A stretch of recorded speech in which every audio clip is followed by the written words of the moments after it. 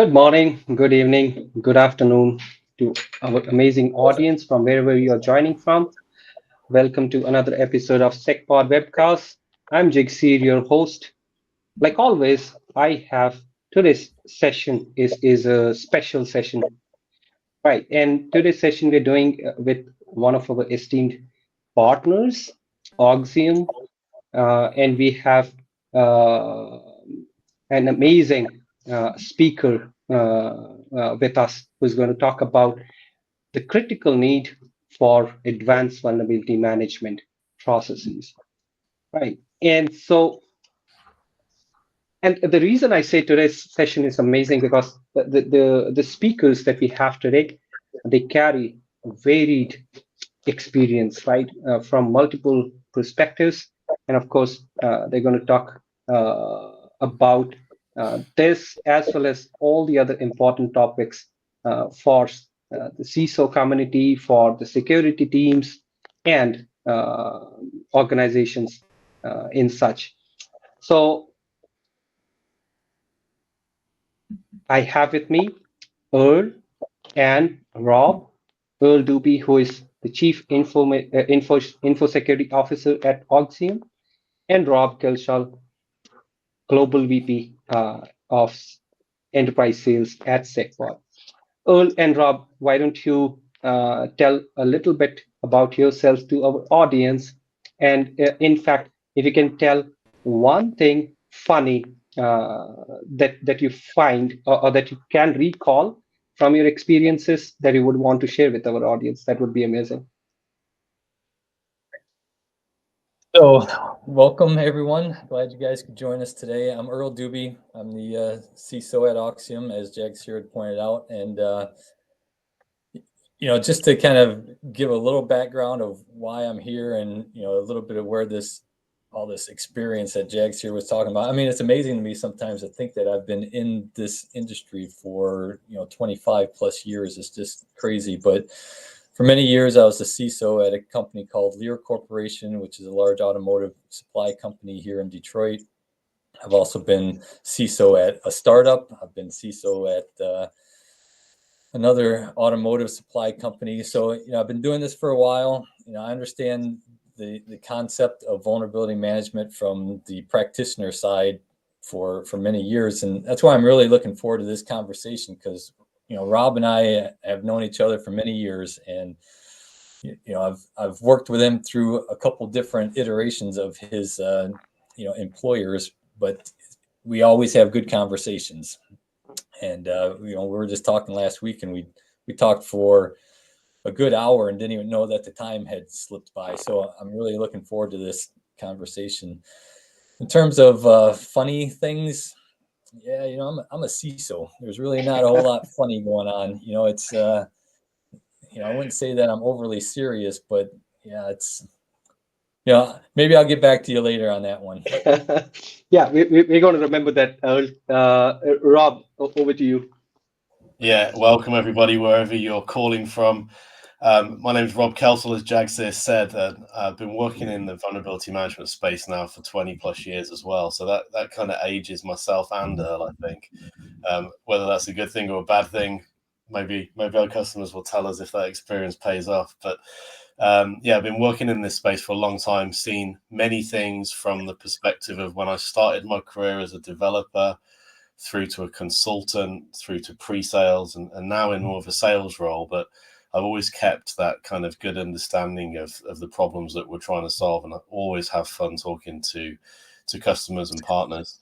In fact, Earl, I can't even remember when we first met, but it would have been in Detroit. And I was just thinking the funniest thing I could think of that meeting was it was the first time I'd ever been to Detroit, and I was hoping to see RoboCop, and I didn't. So that was a disappointment. But I think you said they're going to put a statue up of RoboCop in Detroit soon, right, Earl? Yeah, they're planning on putting a statue of RoboCop somewhere up in Detroit somewhere. So I have my fingers crossed because I would love to see it. Well, that will definitely be a reason to come back, but hopefully I'll get back before that. see you in person. It's been a while, and I think this suit jacket actually did up last time I saw you in person. So we'll try and get something on the calendar very soon. But yeah, always have fantastic conversations with Earl. As a vendor, I always try and learn something from customers, as well as obviously help and advise. And I think when you were at Lear, Earl, you definitely taught me a thing or two, which I took on into other accounts as well. So always appreciate that. All right. Hey, one of the things I like about what we're doing here today is, Rob, where are you at? You're in the UK right now? Yeah. and Jagsir, you're in India, and then I'm in India. And I'm sitting just outside of Detroit. So, this just goes to show you the global, impact of vulnerability management, and the fact that we have 3 different people from 3 different continents basically talking about this topic today. Well, the other funny thing is I should have been there, right? We were going to have a dinner this evening, but we're going to reschedule that. So if anyone in the Detroit area wants Earl to buy them dinner, you should reach out, and we'll get you onto our next dinner opportunity. Yeah, that's a nice offer. But by the way, Earl, since you bring it up, what's more lovely is our audience also is part of our audience is from the United States, part of it is from India, and then there are folks running in from Europe. So we represent the audience as well. It's good to see that. Yeah. So coming back, before we jump into the discussion, I would like to remind everybody that we will have this recording of this session shared on your email, sent to your email, so you can share with your colleagues. We are also going to have it on our YouTube channel, as well as on our Bright Talk channel there. So if you would like to view this later, you can.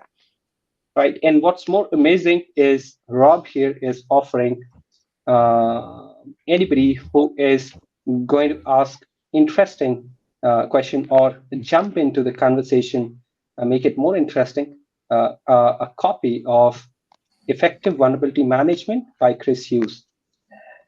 Right. And what that means is you can put your questions in the chat window below your Bright Talk player at any point of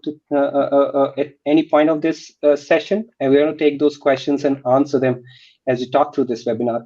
And there's the last slide that I'm going to have before we jump in. So there are no slides on this session. It's going to be more of a free conversation between Rob, Earl, and I. So feel free to ask your questions as you get them. With that, Rob, over to you. And as we were talking, right, you bring mountainous experience from the vendor side, right? And then Earl represents the other side. You can call it the customer side of the CISO community. So I think that's an amazing balance. But you have talked about a couple of experiences, right, where the need for advanced vulnerability management usually comes up. Would you like to share that with our audience? Over to you. Yeah, thanks, Jagsir. And just to repeat there, the offer for anybody who asks a question that helps Earl and I continue this fun conversation today, we will be sending out a free copy of Chris Hughes' latest book, which is excellent. But I would say I haven't finished it yet because I left it on the last plane ride I was on. So somebody will be enjoying a free copy already. But absolutely, Jagsir, there is a need for advanced vulnerability management processes across many different types of organizations, and many new types of organizations, I think, that perhaps didn't have a security focus before. They sure do now. When I think about when I started my career in the vulnerability management space, we always talked about silos. The silo between the security team and the IT operations team. And back 20 years ago, we were trying to drive a kind of integrated solution to help those teams break down the wall and work together. I stepped out of IT security for a little bit more recently. And as I got back in and joined SecPod, I was like, surely this problem would have been solved. And the fact is, it hasn't.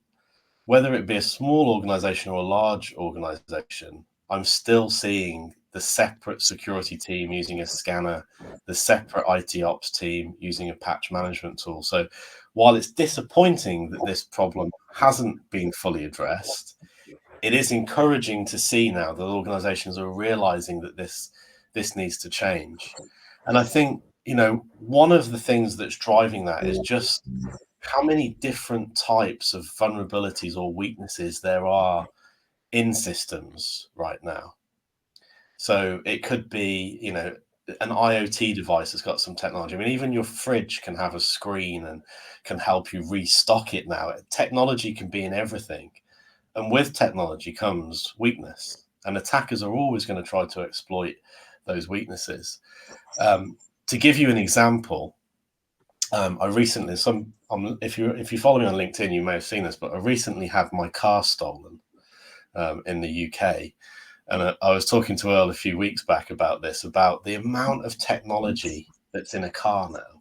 You almost need to have a patch management solution for your vehicle, but unfortunately, you have to rely on the vendor to do that for you. But it was interesting that I saw as attackers or thieves tried to steal this vehicle, they were increasingly trying to exploit a weakness, whether that be a physical weakness or some kind of technological weakness. Well, I think you have to explain that these guys were coming at your car multiple times. Not just, this wasn't just a one-time attempt, but tell everyone how many times they were actually trying to steal this car. So this was seventh time lucky for the thief. That's incredible. Time. But the interesting thing, if you recall, when I was chatting about this, is they were trying to exploit different weaknesses each time, and then I would put a different control in place, right? And I think that's very similar in the IT world, right? We can't always fix everything, but we can try and put controls in place to make it harder. I thought with that vehicle I could make it hard enough so that I'd be able to keep it, but no. One of the first times they tried just a physical attack, let's see if we can get in, couldn't get into it. Second or third time, they were actually using a scanning device on my front door, trying to relay the signal from the key to the vehicle. That didn't work, but only because I have a compensating control of the key goes in a Faraday pouch, so it can't transmit the signal. So there's compensating control number one. They then come back with one of these new devices that actually continues to repeat the signal until it finds the right signal and unlocks the car. And this is actually a known vulnerability in a lot of German cars. I actually called Audi and asked what they would suggest as a compensating controller if there was an update to this. And they said they probably can't start the vehicle. They can just get it open, probably. But they suggested for this, there's an Audi RS4, so not cheap. They suggested for this rather expensive vehicle that I went and bought a steering wheel crook lock and put that on so they couldn't steal it. So again, the vendor is talking about a compensating control for a weakness in the vehicle. Finally, I did put the crook lock on. The thieves actually broke into the house. They stole the keys and they got the vehicle. Could there be a compensating control for that? My house in Arizona, it's called an AR-15. Doesn't work too well in England because it's not legal. But Earl, I don't know what examples or stories you have there as well. Well, just to touch on what you were saying there, I find it interesting, and this again is very synonymous with just technology in an organization. So you have this cutting edge vehicle with all of this technology in it, and the control that they suggest you put into place is a steering wheel lock. Yep. So this is like 1980s technology that they're telling you to defend this, 2024, highly technical car with, and it's very similar to how you have to defend an organization. We still have firewalls that are the main control on perimeter defense. Firewall technology has been around since the 70s. And so, I always had this complaint when I was, building up security programs of, like, why is it always about buying more? Like every time I buy a new control, I don't get rid of anything. It's like, yeah, that's exactly right, because the old controls are preventing a certain type of attack. Meanwhile, you have to keep building in new controls to prevent new attacks. And this is why our environments get so complicated, is because we have to carry this whole technology stack to defend against all of these complexities that are being introduced into our corporate environments. And I think that's one of the big challenges with vulnerability management is we just keep adding complexity and adding complexity to our corporate environments, and we're outpacing our ability to actually add controls to these new complex systems. And the adversaries are definitely taking advantage of that complexity, and you see the economic incentives with exploiting those those complex environments. So it's like this confluence of two converging trends, which is highly complex networks and highly motivated and economically incented adversaries are creating this perfect storm of attacks that you were talking about earlier, of like, why does it just feel like there's more attacks? Because there actually are. There literally are more attacks going on, and they're bigger and they're faster. And when artificial intelligence gets worked into there, you're going to see a velocity of attack that nobody is going to be prepared to handle. Yeah, Earl, I think AI is definitely a good reason why the number of attacks have increased, right? I remember, again, back when I was a sales engineer, and we would try and educate people on how easy it is. We'd just take something like Metasploit, send a phishing link asking the group what they wanted for lunch. They click the link and they get a blank page, and then we tell them in the presentation, hey, you remember that blank page you clicked? Now here's your webcam. If you add AI onto that, I don't even need to know to go and get Metasploit anymore. I could just say, I could get ChatGPT, hey, create me a phishing link that does this and exploits this vulnerability in a browser, send it to the CISO of company XYZ. The technology's there to allow attackers to automate attacks. So if organizations are not automating their processes around managing the weaknesses, they're just fighting a losing battle. But I think this might be a good opportunity to explain exactly what continuous monitoring or continuous vulnerability management means, to you, to SecPod, so that we can kind of differentiate old school vulnerability management from what we're actually, advocating for people to do. Yeah, definitely. So, again, if I'm casting my mind back to when I got into this industry, it would be the security team running some kind of vulnerability scanner on their network. It would produce a PDF report. They would give that report to the operations team. The operations team would then, the clock is ticking. You've got 30 days to go and patch all these critical vulnerabilities. There's a few different problems with that. One was that it was a scanner and it only scanned what was switched on at the time of the scan. Even if they amalgamated multiple scans over time, that's just delaying the results getting to the operations team. But then, what if a laptop user had self-updated, but now the IT ops team is looking at deploying patches when actually those vulnerabilities don't exist anymore? So for me, the continuous means bridging that gap between the security team, the ops team, and providing information as real time as possible. So what we do here is combine the best of both: a network scanner with an agentless scanning capability, agentless and agent-based scanning capability, to provide real-time visibility of those agent-protected systems, as well as combined and integrated visibility of those network devices that don't necessarily have an agent on. And because the IT operations team is using the same tool to fix the problem, they can see in real time, this system has this vulnerability, here's the fix, and click to go push that fix to that system. It sounds super simple and it sounds obvious. And again, 20 years ago, I was talking about the need to do this, but people didn't do it. And a lot of organizations I speak to have still got that separate security team using a different tool to the solution that their IT ops team uses. And Earl, obviously, you've seen a lot of companies as well. I mean, what do you think? Why do you think people have still kept those silos in place? Can you think of a good reason, perhaps?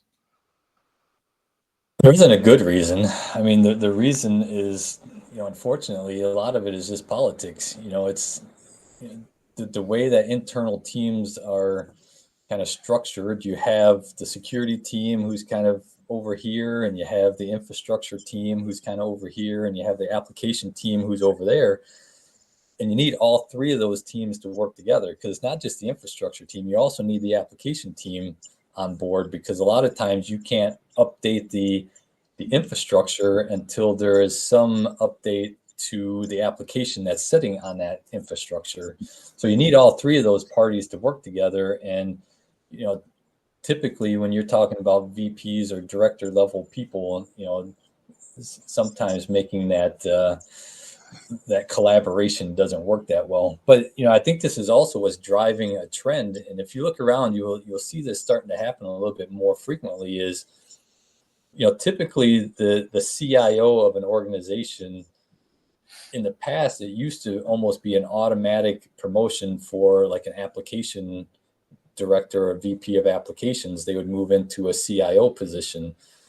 But now, I see more and more the CISOs are moving into CIO positions. And I think this is people are starting to recognize that being the CIO of an organization is about more than just making sure applications run. There's a large risk management component that's involved with running IT and running technology for an organization. And so there's almost a better alignment between the risk management thought processes of a CISO and then migrating into a CIO position and then applying risk management across the entire stack that way. And I think it's partly to break down those silos of saying, hey, look, instead of having these three organizations working, really separately and then rolling up to the CIO, if you can have risk management taken more specifically by that CIO, I think maybe that causes some of those conversations to happen and some of that collaboration to happen. So it's definitely a trend that I'm welcoming. I definitely think that more risk management thought process needs to be integrated into technology teams. So some progress there, I think. Absolutely. I think when we talk about the need for advanced processes and how organizations have realized that, it's because of maybe something that's happened where they've maybe seen that a silo has caused a delay in the remediation, or maybe the operations team has actually decided, you know what, I'm going to actually turn things around and I'm going to elevate strategic importance to improving cybersecurity, and they want to have different tools themselves, or vice versa. The security team wants to take control and start fixing things. So I think there are many reasons, but I think one of the changes that I've started to see organizations look for is in why do they patch, right? So if you ask an IT operations team, why do you patch? If they're not very security savvy, the answer is going to be because I have to patch within 30 days. I hear that a lot. Right? Yeah. Sometimes even the security team isn't that technically savvy. And if you ask them, they'll say because it's good best practice to patch within 30 days. But if we take a step back, we should be asking collectively as an organization, this comes to your point in terms of the team starting to integrate. The real reason is we're trying to prevent a cyber breach in our organization. As a team, we need to get together and make it difficult. Just like the car being stolen, what controls can I put in place to make it difficult for that vehicle to be stolen? People are still going to try and get in, and they'll find a whole magnitude of different weaknesses in the system to get in. But the harder you can make it for somebody, the less likely your organization is going to be the victim of a cyber breach, and you're going to end up in the headlines. And that's good for everyone. It's interesting, that line of thought right there, because, I hear all the time, whether it's at, client sites that I go to, or whether it's conferences I go to or whatever, you see the recognition that there are a lot more attacks going on. So executives are much more in tuned with the fact that the landscape is getting more challenging out there. The thing that I find a little bit amazing, though, is that beyond just understanding that there's a lot more breaches, there aren't good recognitions of why that's happening. Like, people aren't making the connection between, hey, there is a breach to this network and the fact that there are vulnerabilities in that network that are being exploited. So instead of focusing on vulnerability management, I see a lot of companies focusing on detection and response. So they're saying, hey, you know, the world's getting more challenging out there. There's more attacks. We need to spend more money on detection and response capabilities. And I'm not saying you don't need to spend money on detection and response capabilities, but that's only half the problem. You know, they're still ignoring the cause of the problem. So, you know, they're going after, hey, I want to detect an attack, when I would say, why don't we start thinking about how we prevent the attack? And, you know, when you start looking at small and mid-sized companies, you know, almost all of them will have endpoint detection and response, whether it's, you know, some consumer grade product or whether they actually do invest in something that's a little bit more enterprise ready, but they'll still have that investment in endpoint detection. Almost none of them are doing vulnerability management. So, you know, I constantly am having this conversation with, you know, it's great that you're detecting things. You know, it's kind of like having security guards running around inside of a museum trying to protect, you know, priceless paintings that are on the wall, but yet not really going around and checking to see if the doors are locked or the windows are locked after hours. So, you know, you're putting all the pressure on your detection and response capabilities when you could be taking a big chunk of the load off of those tool sets by focusing more on the vulnerability side and just reducing your attack surface. So, you know, I think it's, you know, to the point you were trying to make is, you know, I think we still haven't gotten all the parties in the right mindset of, you know, looking at vulnerabilities as opposed to detecting things. You know, infrastructure teams invest lots of money into monitoring tools and, you know, management tools to detect when things are happening. Security teams are doing the same thing. They're investing lots of money into tools that will detect, you know, anomalies or detect unauthorized access or detect different things. But yet there's still this vast, you know, unaddressed space of vulnerability management and processes that make that work. And it goes beyond just patching your, you know, doing your Microsoft patches, you know. So like, you know, you have almost this hierarchy of vulnerability management where you go from basically having nothing, where you're not even aware of what's going on in your environment. Then you might have a layer above that, which is a little bit better, but, you know, using like WSUS or something to apply your Microsoft patches, you know, and that's, you know, that's average, you know, I think.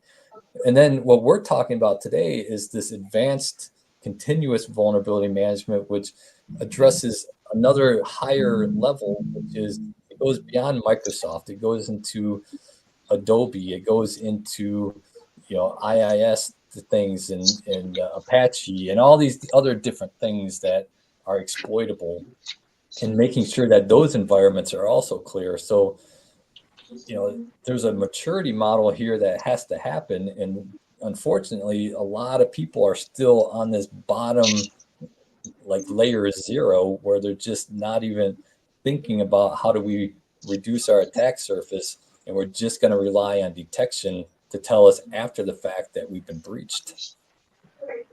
Oh, Yeah, I definitely get that a lot. Sorry, Jagsir, did you want to jump in yeah, there? yeah. So Earl, while you were speaking, right, we have a question from the audience. The question is, with you mentioning MDR is only half the battle, do you think the onus falls on MDR providers to help minimize the attack surface of their clients and provide that continuous vulnerability management? Yeah, I think they're starting to do that. You know, if you look at some endpoint products, you know, and I don't want to, kind of cast my vote for any endpoint products. But, if you look at some of them, like let's say Sentinel-1, for example. So Sentinel-1 is an endpoint detection product. The agent is deployed on all your endpoints, and it's there doing detection and response capabilities. But there's actually some pieces of Sentinel-1 that will tell you when there's like an application defect. So it'll tell you like, hey, you have an Adobe version that isn't up to date. So there are some capabilities in these endpoint detection tools that will allow you to do that. But then that still comes back to process. Like, how are you processing that information? So like Sentinel-1 can tell you that there's a problem, and that's good. So it's definitely a step forward that the endpoint products are starting to step into that, because I think that's very useful. But then you still get back to the organization itself and how is its maturity model around vulnerability management. So if you get the information, what are you doing with it? And how are you communicating that to, if that's an application issue, you have to go talk to the application team and you have to talk to the infrastructure team generally. So if it's about updating an application, you have to make sure that the hardware that application is setting on can be, can support the upgraded model. Because I see a lot of situations where people are trying to do something that we used to call sweating the assets, which basically means you buy a server and then you try to run the thing for 15 years. Well, when you try to run a server for 15 years, chances are you're not going to be able to run the latest version of applications that you need to run. So you're now running in an old version of application that can exist on the old server that you don't want to invest in, which means you can't patch those applications. So Sentinel-1 can tell you all day long that you have, out of date applications, but unless you're committed to actually doing the vulnerability management, that information isn't going to be that useful to you. I mean, it'll tell you that you have, maybe a danger spot. You need to, kind of be maybe ultra aware, but the real thing that we're talking about here is identifying your vulnerabilities and then having the process maturity to actually go fix that stuff, which starts with having collaboration between these different teams instead of competition, based on, basically scarce resources. Because, part of the problem is the infrastructure teams, competing for a certain amount of that budget, and the application teams competing for a certain amount of that budget. And so you have these groups that aren't necessarily, in functional harmony because they're in daily competition for scarce resources, for budget, people, and things like that. All of that stuff is what feeds into a mature and continuous vulnerability management process. Got it. Interesting. And since both of you have talked about how vendors and security teams work together, right, to build a good vulnerability management program, and Rob, you have talked about how vendors have been transforming all this while, and earlier talked about how the IT teams and security teams have been transforming. Right, there's also a third party on the side that's also writing the ground rules or setting the ground rules, right? The regulators and the institutions were defining frameworks and helping vendors and security teams to stay ahead in the game. How have you both seen the transformation from the regulation side, right? So basically, are is vulnerability management becoming better? How do you see the role of regulators in that? Go ahead, Earl. Well, I was just going to say, I think that's probably the biggest game changer that's going on, is the fact that, you now start to see the federal government stepping into this and saying, hey, look, even though we're kind of tasked with protecting federal agencies, we also feel this commitment to helping the private sector as well. And so you start to see things like like the CMMC coming out of the Department of Defense saying, hey, if you want to be a supplier to the Department of Defense, even though you're a public sector company, you still have to comply with these requirements. And one of those requirements is having a good vulnerability management program in place that is going to identify vulnerabilities and fix those vulnerabilities, and having policy and process around that. So I do think that, typically I'm not a big regulatory guy. I think, sometimes we should just let the free market work. But in other cases, the free market kind of hasn't taken a great grasp of these things. And so I think these regulations are actually helping out. And then we also see it not just in regulation, but in third-party risk management programs. So you look at some of the largest companies, in the country, like General Motors. General Motors is pushing requirements down to their supply base that are actually compelling them to do certain things, and vulnerability management is one of those things. And so it's not just a good to have anymore. It's an actual requirement if you want to be a supplier to General Motors. And I think these two things, so the regulatory push from the government, along with the third-party risk management programs coming out of these large suppliers, basically the top end of the supply chain, and pushing those down, is starting to force people to at least start asking the question about, like, hey, how do we do this? And that's where someone like me, and Rob too, we've been around long enough, we can actually help companies figure out how to implement a vulnerability management program that will actually work and help to reduce that attack surface so that they can comply with regulations, third-party risk management programs, and stave off some of those attacks that are happening. Yeah, that's absolutely correct. So it's not just about even buying a solution that's good from a vendor, right? It's about having the people and processes around that, which is definitely where I know Auxiom helps a lot of organizations. But just thinking about, what types of verticals are heavily regulated, and any security vendor that I've worked with has always sold to primarily banking and finance for that reason. They have to be compliant. They have to be patched up to date and not have vulnerabilities or lose customer information. Other organizations haven't been under the spotlight so much.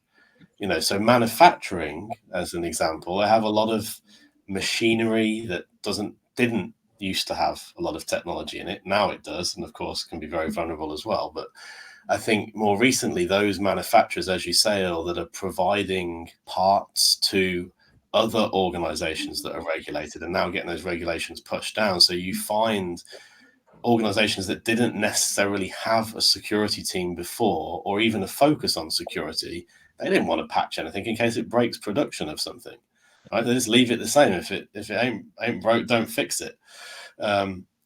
Those organizations now suddenly find themselves faced with a pass down regulatory compliance, and they're like, where do we start?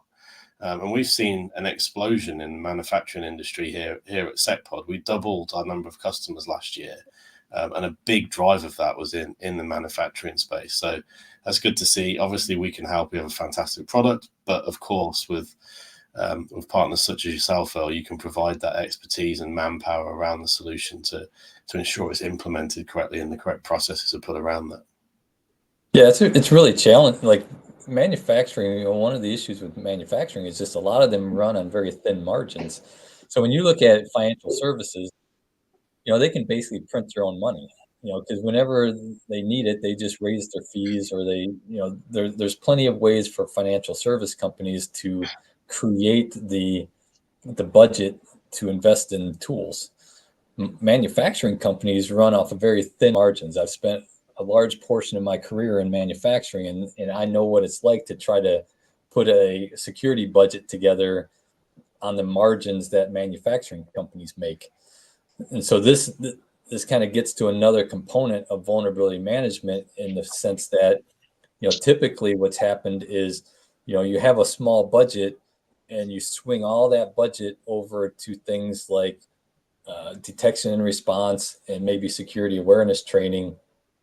And then vulnerability management is kind of left, on the side and not really addressed. And I think that's really the mindset that we're trying to change, is the fact that you can't be heavy on one side of the equation. You have to spread this budget across evenly. I would be happier if people invested in a cheap, crappy solution than to not invest in anything at all and be totally ignorant of what vulnerabilities are going on in their environment. Because you have to start addressing where you have these gaps in your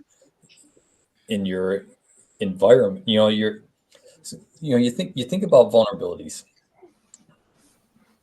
Some of these companies are running servers. Now, I said this earlier. They're literally running servers that are 15 and 20 years old, which is absolutely insane.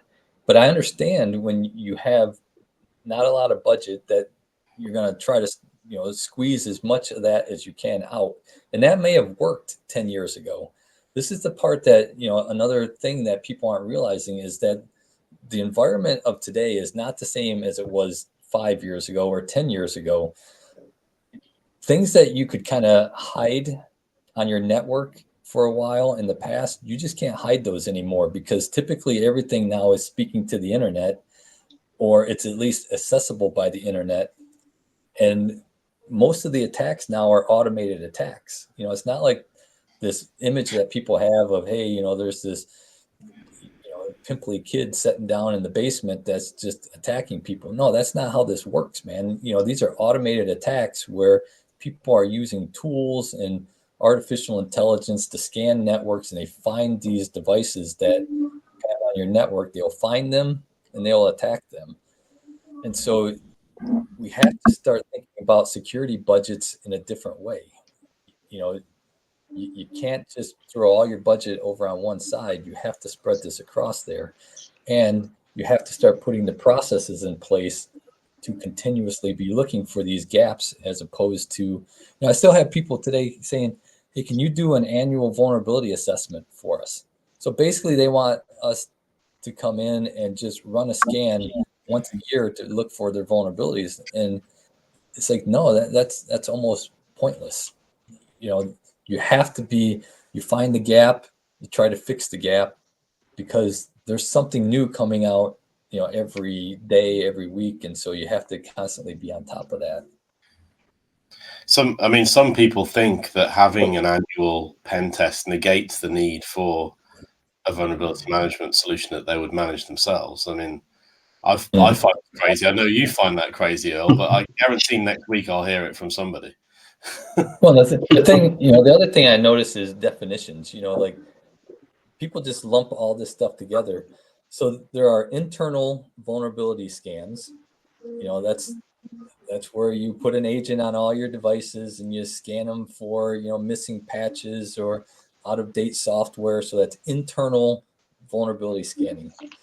Then you have external vulnerability scanning, which is usually a different tool set. That's where you scan your externally facing IP addresses with something like, say, a bit site or a security scorecard or a Blue Voyant or something, and it just looks at your internet facing posture and gives you a score. Usually they give you like an A, B, C, D type of a score, and they'll say, here's services that you have exposed. So that's external vulnerability scanning. And then the third piece is penetration tests, what I always call a red team exercise. So that is, actual trained, white hat hackers that are trying to break into your network and trying to figure out how to get to some flag or something that you give them on your internal network, whether it's a database or a file or something, and you say, hey, break into my network, go exploit the things you need to exploit, and then go capture this flag and then tell me where these weaknesses are at. Those are three very different things, and they're all part of a vulnerability management program, but you need to purchase them or apply them very differently. So the pen test, the red team exercise, can be a once a year exercise. Once a year you hire them to come in and see what they can do. The external vulnerability scan, it should be a monthly or a quarterly type of a scan where, you're scanning that environment, looking for, new things that are exposed, because I'll tell you, people in your environment are standing up services all the time that IT may not know about. And so all of a sudden you will have some exposure facing the internet that you didn't even know was there. And that's why you need to do that, on a regular basis, so monthly or quarterly. And then the internal scan, like to me, that is the continuous scanning. This thing should be constantly just be looking through your environment, finding these vulnerabilities, because new vulnerabilities are announced every single day. And as those things get announced, they get fed into your vulnerability scanning database so that now you can look for those new things. And it might be too late if you don't scan for that thing for a week, because the time from vulnerability disclosure to exploitation is getting to be hours. In the past, maybe it was months, and then it was weeks. It's hours now. So from the point that some company discloses a vulnerability to the point where some adversary is reverse engineering that disclosure and coming up with an exploit is literally hours. And so that's why you have to continuously be looking across your environment to find those things. And once those known exploitable vulnerabilities are built into your database, you need to find them and then start to, put a priority on fixing those things. Because once a vulnerability is exploitable, it's just a ticking time bomb at that point, and you got to figure that out. That's a great point, Earl. And actually, there's a question that came in here that kind of ties into something I was going to add on to that. So, I think you've spoken about reasons why people don't patch, right? So let's take the example of an outdated system. The vulnerability might still exist, but there isn't actually an update because it's 10, 15 years old. What else can you do? So one school of thought would be, I'll stick MDR on there and I'll just wait for an attack and I'll hope that catches it. Okay, I wouldn't put my eggs in that basket. The other approach, and thank you for the question, Joseph, how can you loop in configuration management? So whether you call it configuration management, compliance management, or you just look at a bunch of compensating controls, it doesn't matter what a system has in terms of all of its weaknesses. There are always things you can do to that system to make it more secure. So if you're not going to deploy a patch because it's not compatible, or the system can't be patched, or it's not compatible with a third-party application that also runs on that system, let's look at the overall configuration of that system. Let's look at compensating controls that could make it harder to exploit that weakness. So absolutely, the question was, do we see this as part of an advanced vulnerability management strategy? Absolutely. When we're talking about vulnerabilities here, but we should have clarified this earlier on, I'm not talking about CVE vulnerabilities. I'm talking about any weakness in the system that would allow an attacker to get access to it.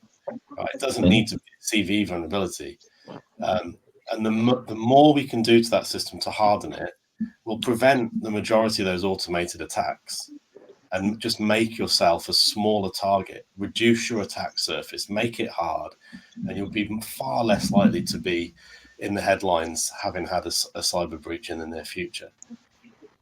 Yeah, 100% agree. The configuration management and vulnerability management, to me, are very tightly aligned, but different, but they're very tightly aligned, cousin processes.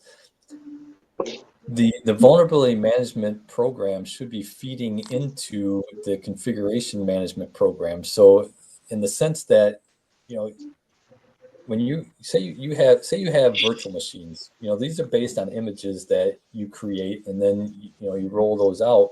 Every time there's new vulnerabilities that come out, you should be updating your image to address for that. So that's why, like, if you look at, say, like Google Cloud or AWS or whatever, those people are constantly refreshing the server operating systems that the applications run on in those huge data centers. They're continuously updating them, like by the hour. because they're building those vulnerability recommendations and those vulnerability disclosures into their operating systems, and they know that they have to constantly be updating those operating systems to protect those servers. Well, businesses need to be doing the same thing. So if you know that you have, say you have a laptop image, and every time you buy a new laptop, you throw this image on there, your image better not be a year old. Your image should be getting updated, very often. So whether it's a monthly or, however frequently it is, but it shouldn't be any more than a month. You should be updating your image so that anytime you bring in a new laptop or a new desktop and you're building that out, you're not introducing a new device with old vulnerabilities on it, because then that's just something that you're later on going to scan, you're going to detect, and then going to have to go fix it again. So that's where configuration management really should accelerate your vulnerability management program, because you can constantly be building stronger, more secure images, which then lead to stronger and more secure devices, so you don't have to go back and fix that stuff later. Absolutely. And I think we're not going to be able to get to all the questions here, but there was another question around differences between virtual and cloud and physical systems. And I think you just hit the nail on the head there. In a virtual and cloud environment, oftentimes a customer will have an old image that they deploy. And then the first thing they need to do is put an agent such as SecPod on there and start patching it and get it up to date. No, don't do that. The image should be up to date before it's deployed. Definitely update those images, as frequently as you can, instead of taking the old deploy and then patch mentality, because, you might not get to it, or, depending on where that device is going, they've shown that if you put a device that's internet available, it will be exploited within like 5 minutes, just because there's constant scanning going on. And if you put something out there and those scans detect it, the automated exploitation will happen. So you don't want to have known weaknesses in a device and then try to come back later and patch it, because your patch cycle or your update cycle might not align with the exploitation cycle that is going to be subject to once it goes live. Yeah, it would be kind of like buying a laptop that's 4 years old, sticking it on the internet and doing your online banking while it's downloading its patches. I mean, who would do that? I've actually seen, in one client site, where they stood up a server. So this was a brand new server, and it already had like 200 vulnerabilities on it.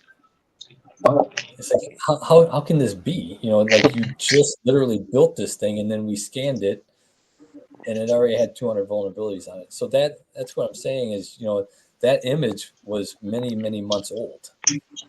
And that's how many vulnerabilities had already been, discovered from the time that they created that image to the time we scanned it. So that's why you have to constantly be doing this. And once a year scans just aren't going to cut it. And once a year images aren't going to cut it. Like, this whole thing has to be continuous. And I do like the idea of integrating configuration management and vulnerability management, but I would just be happy if I saw more companies embracing vulnerability management and wrapping the processes and assigning the people that it needs to make it actually work, instead of having this be, the second and third or fourth or fifth job of somebody doing something else that, every once in a while go check, for vulnerabilities. Well, I think you'll be happier. I think more and more organizations are coming to the conclusion that something needs to change. So, we'll be side by side in that. I know we're wrapping on time here, Jag. So, any other questions we want to get to? Or I think it has been an interesting discussion, right? And I guess a lot of questions answered. And of course, if there are any other questions that the audience has, you can always post them to us or directly to Earl. We have Earl's email here, earl.duby, EARL.DUBY @auxiom.com. Or you can always visit www.auxiom.com and ask your questions directly to Earl. From an audience perspective, I think one last question that we would have for both of you, Rob and Earl, and Earl, I mean, you can go first, and Rob, you can follow. Is um, when we talk about the critical need, right? The word critical also emphasizes now, right? That it needs to be done now. Vulnerability management needs to be advanced. It needs to be made advanced now. What would you suggest, Earl, to fellow CISOs or fellow community members, right?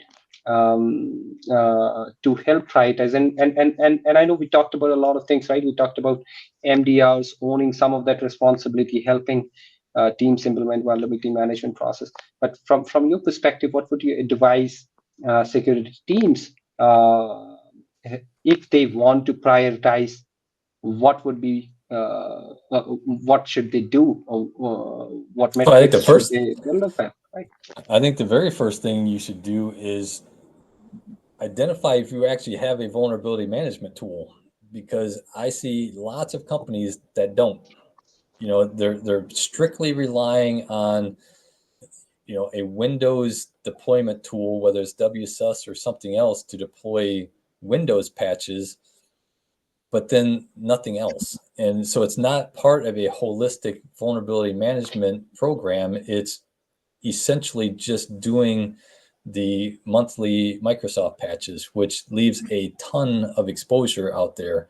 You know, if you look at a lot of the recent attacks on companies, you know, it's not through Microsoft patches, it's through other software flaws that are out there. And these are things that need to be discovered with a true vulnerability management tool. So it's great that you're doing Microsoft patching. Now you have to ask yourself, what are we doing about all of the rest of the risk that is in our technology environment? Right. Good points there, Earl. I think for me, Jagsir, you know, the first thing I'd always say to any organization is to look at the process that they currently have today, right? Before the technology even. One of my first roles actually was with a company called Unisys, and we always talked about business process improvement as a precursor to anything else we were doing. So in this case, obviously, the business, the security functions are, or should be, helping to secure the environment. What does that process look today for you? Is there a separate team identifying to fix it? What's the integration between those two teams? You know, then what technologies are involved in that process? And I can say this, if it's complicated, it doesn't need to be. It shouldn't be.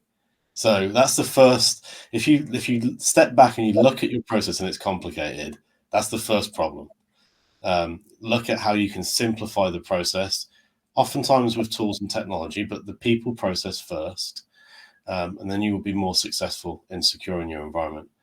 Other than that, obviously a quick product plug, SecPod.com. Take a look at our solution, sign up for the free trial, and just put it across a few devices and see how it compares to your existing stack. You'll be impressed. Perfect. Lovely conversation. Thanks for both of your perspectives. Once again, to our audience, a recorded version of this session will send to your email, as well as you can watch it later on our YouTube channel, on our Bright Talk channel, also on our website, which Rob said, secpod.com. And any questions you have for Earl, please feel free to shoot him an email at earl.duby@auxiom.com. You can also reach out to Earl and others at auxiom.com to learn more about how to build an advanced vulnerability management process and keep cyber attacks at bay. Thanks both. Thanks to our audience. I enjoyed my time on this conversation. Me too. Right. Thanks, guys. All right, thanks. Appreciate the time.